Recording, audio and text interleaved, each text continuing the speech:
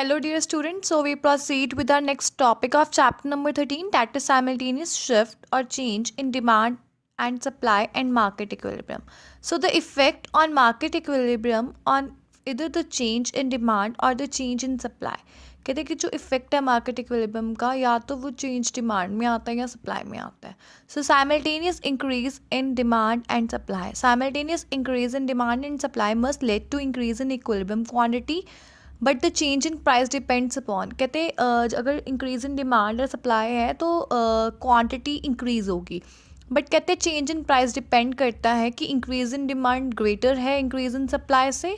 Second cases increase in demand is equals to increase in supply. Third cases increase in demand is less than increase in supply. So we it is diagrammatically illustrated by their detailed description. So number one, we are having increase in demand is greater than increase in supply. We are having this diagram. On x-axis we are having quantity, on y-axis we are having price. So this figure shows that D1 is the initial demand curve and S1 is the initial supply curve and E is the point of equilibrium, initial equilibrium, and OP1 is the equilibrium price and OQ1 is the equilibrium quantity. So due to the increase in demand curve जब demand increase हुई तो demand curve shift हो गया from D1 to D2. Now we are having D2 as a new demand curve. Due to increase in supply there is a new that we are having the new supply curve, that is S2.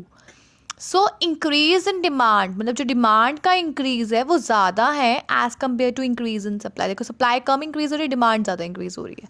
So excess demand वो हम कैसे निकालेंगे. Excess demand देखो increase in demand का मतलब है E R, ये demand है ई आर, ठीक है, और सप्लाई क्या है ई के, ये सप्लाई है. सो एक्सेस डिमांड हम कैसे निकालेंगे. ई आर माइनस ई के, दैट इज के आर, ये है excess demand. So this causes a rise in price. Rise in price cause अगर कहते हैं प्राइस ज़्यादा है डिमांड कम होगी एंड सप्लाई भी ज़्यादा होगी तो rise in price it causes a contraction of demand and extension of supply. Demand contracts from point R. कहते हैं डिमांड क्या हो जाएगी, कॉन्ट्रैक्ट हो जाएगी from point R towards point T, और सप्लाई क्या हो जाएगी, एक्सटेंड हो जाएगी पॉइंट के से towards point T, and we have that new equilibrium at point T.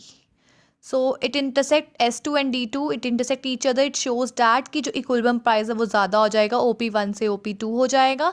Equilibrium quantity rise हो जाएगी फ्रॉम OQ1 से OQ2. Next we are having the second case where increase in demand is equals to increase in supply.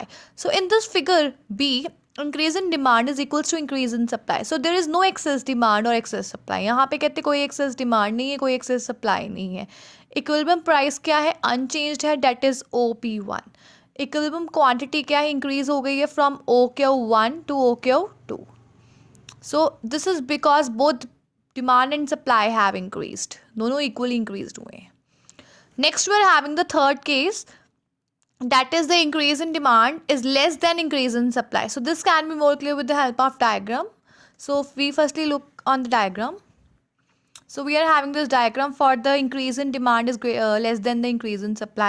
So in this figure C, D1 is the initial demand curve and S1 is the initial supply curve. E is the point of equilibrium and P1 is the equilibrium price and OQ1 is the equilibrium quantity. So due to the increase in demand, D2 is the new demand curve and S2 is the new supply curve. So earlier we are having that increase in demand is less than increase in supply. Increase in demand is basically EK. Increase in supply is basically ER. तो excess supply कैसे आएगी, और excess supply means deficient demand कैसे आएगी, ER minus EK, that is KR. So with that deficient demand तो कहते मतलब this causes the fall in price. अगर price कम और demand ज़्यादा होगी so fall is in price causes the extension of demand. Demand extend होगी और supply क्या होगी, वो contract होगी. So the fall in price causes extension of demand and contraction of supply. And demand extend from point K towards point T. यहाँ पे आ गई extend होकर. and supply contracts from point R towards point T. So now the market equilibrium point is struck at point T where demand is equals to supply. That is quantity we are having OQ2 and price we are having that OP2. So equilibrium price reduces, price कम हो जाएगा. Net effect ये है कि price कम हो जाएगा, OP1 से OP2 हो जाएगा और इक्विलिब्रियम क्वांटिटी क्या होगी, इंक्रीज हो जाएगी from OQ1 to OQ2. Next we are having the simultaneous decrease in demand and supply. The effect of simultaneous decrease in demand and supply on price and quantity, we are having these three possible situations. Number one, we are having when decrease in demand is greater than decrease in supply. Next, we are having decrease in demand is equals to decrease in supply. Third, we are having decrease in demand is less than decrease in supply. So first we are having decrease in demand is greater than decrease in supply. So then this figure A, D1 क्या है? It is the initial demand curve and S1 is the initial supply curve. And E we are having the point of equilibrium. OP1 we are having the equilibrium price. And OQ1 we are having the equilibrium quantity. So due to decrease in demand, जब कहते हैं demand क्या हुई, decrease हुई, D2 is the new demand curve and due to decrease in supply, S2 is the new supply curve. So in the figure, demand has increased more than supply. जो demand है वो ज़्यादा increase हुई है supply से, तो वो situation है excess supply की. So excess supply, that is fall in demand, that is we are having ER, fall in supply we are having EK. तो ER minus EK आएगा RK. अकॉर्डिंगली कहते हैं प्राइस फॉल है. अगर price कम है, जब price कम होता है डिमांड ज़्यादा होती, जब प्राइस कम है डिमांड ज़्यादा होती है, सप्लाई कम होती है.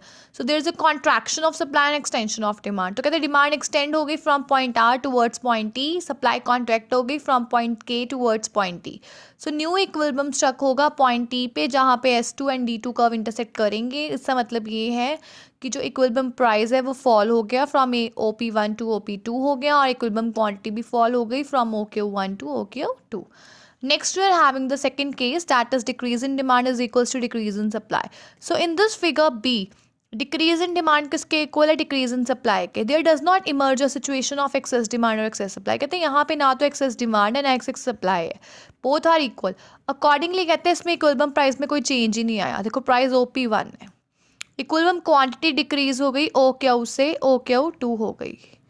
This is a situation where both demand and supply happens to decrease. Third case, we are having decrease in demand is less than decrease in supply. On x-axis we are having quantity, on y-axis we are having the price. So in this figure C, D1 is the initial demand curve and S1 is the initial supply curve. E is the point of initial equilibrium.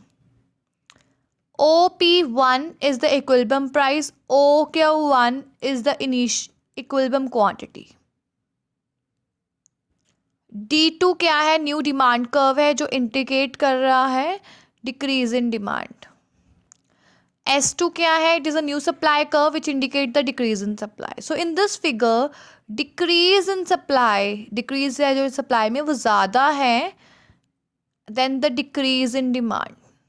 सो ये situation है excess demand की. Excess demand means ER is the excess demand और fall in price है ना. ER क्या है, fall in supply है ER. और EK क्या है, fall in demand. So after subtracting this we are having RK as excess demand. So price tend to rise. जब प्राइस ज़्यादा होगा तो डिमांड क्या होती है, कॉन्ट्रैक्ट, सप्लाई क्या होती है, ज़्यादा. So when price tends to rise there is a contraction of demand and extension of supply.